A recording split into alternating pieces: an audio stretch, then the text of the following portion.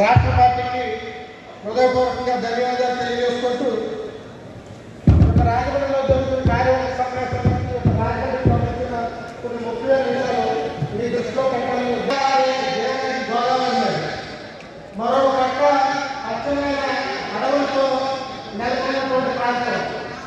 అలాగే ఈ జిల్లాలో అటు మెరకాయ కాలువ సస్యశ్రామ భూమి కలిగినటువంటి ప్రాంతం ఈ యొక్క రాజమండ్రి ప్రాంతం. గతంలో ఇది తూర్పుగోదావరి జిల్లాలో ఉంటుంది.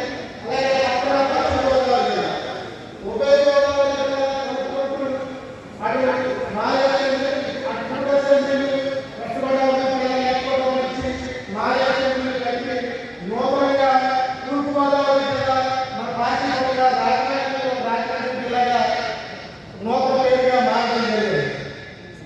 ఈ యొక్క రాజమండ్రికి సంబంధించి భారతీయ జనతా పార్టీకి చాలా బలమైన నియోజకవర్గం. గతంలోనే 1998లో ఏ పార్టీలతో కూడా ఏ విధమైన పొత్తులు లేకుండా 1998లో ఇక్కడ సుమారు 16 మందితో పార్లమెంట్ సభ్యులు ఎన్నిక జరిగింది.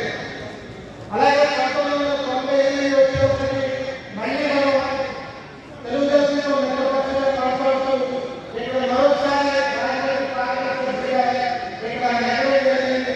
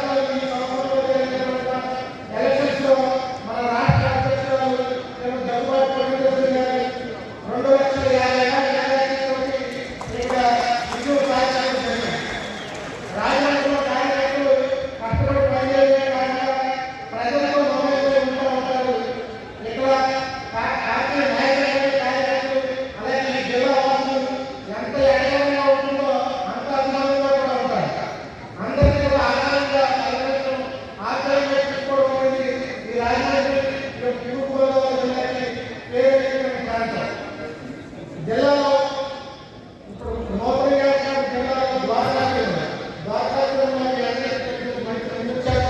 శ్రీ వెంకటేశ్వర స్వామి అక్కడ కొలువై ఉన్నారు. అలాగే రాజమండ్రి సిటీలో అతి పురాతనమైనటువంటి ఉమా కోటికేశ్వర స్వామి దేవాలయం, ఉమా మహాకేశ్వర స్వామి దేవాలయం కూడా ఇక్కడ ఉంది.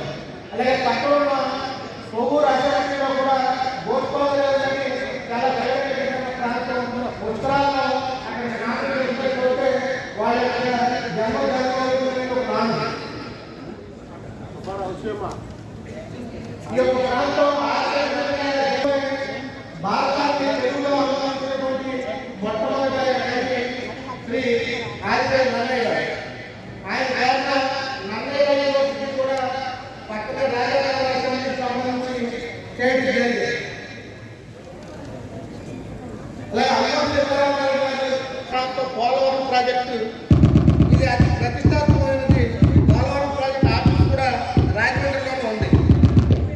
అలాగే బ్రిటిష్ కాలం నాటి నుంచి కూడా ఇక్కడ నీటి కట్టట్లాడే సమయం ఆడుతున్నప్పుడు మన యొక్క ఆనాటి కాటన్ దొర గారు ఇక్కడ కాటన్ బ్యారేజ్ ఆనకట్ట నిర్మించడం జరిగింది.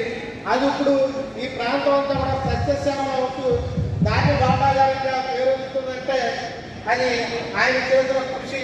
ఆ ఆనకట్ట కూడా పక్కనే ఉంది. దేశంలో నర్సరీలకు పెట్టింది పేరు. పక్కన ఉన్నటువంటి రాజమండ్రి దూర ప్రాంతంలో కడియ నర్సరీలు దేశంలోనే కాకుండా ప్రపంచాలకు కూడా ఎగుమతులు జరుపుతూ మంచి పేరు నిర్మించిన ప్రాంతం. పెద్దగా సినిమా స్టూడియోలు లేని సమయంలోనే కడిలో దోసకాయపల్లి కుమార్ దేవగారి ప్రాంతంలో సినిమా షూటింగ్ అనుభవం ఉంటూ ఎన్నో ఇటు సినిమాలు తీసిన ప్రాంతం. ఎంతో ఆహ్లాదంగా ఉండే పాపికొండల విహారయాత్ర రాజమండ్రిలో ఉంది. రాజమండ్రికి పాపికొండలకి వేలాది మంది నిత్యం విహారయాత్ర వెళ్తూ ఉంటారు. అలాగే కోళ్ల పరిశ్రమకు కూడా అనపర్తి, మన పార్లమెంట్లో ఉన్నటువంటి అనపర్తి నియోజకవర్గం ఈ యొక్క దేశవ్యాప్తంగా కోళ్ళని ఎగుమతి చేసే పరిస్థితి ఉంది. ఆసియాలోని అతిపెద్ద రోడ్ కమ్ రైల్వే బ్రిడ్జ్, ఇప్పుడు మీరు చాలామంది ఆ బ్రిడ్జ్ మీద వస్తుంటారు. అది సుమారు 5 కిలోమీటర్ల మేర ఉన్నటువంటి పెద్ద ప్రాంతం. దశాబ్దాలుగా వస్త్ర వ్యాపారానికి పేరుగాంచిన ప్రసిద్ధి చెందిన గతంలో వైజాగ్ అలాగే విజయవాడ చుట్టుపక్కల ప్రాంతాలంలో కూడా రాజమండ్రి వచ్చి ఇక్కడ వస్త్రాలు కొనుక్కోవడం చాలా అన్నవాళ్ళు కూడా ఎక్కడి నుంచో కొనుక్కునే అనే పరిస్థితి ఉండేది. అది చాలా ప్రసిద్ధి కలిగిన వస్త్ర వ్యాపారం రాజమండ్రి ఇప్పుడు కూడా జరుగుతుంది.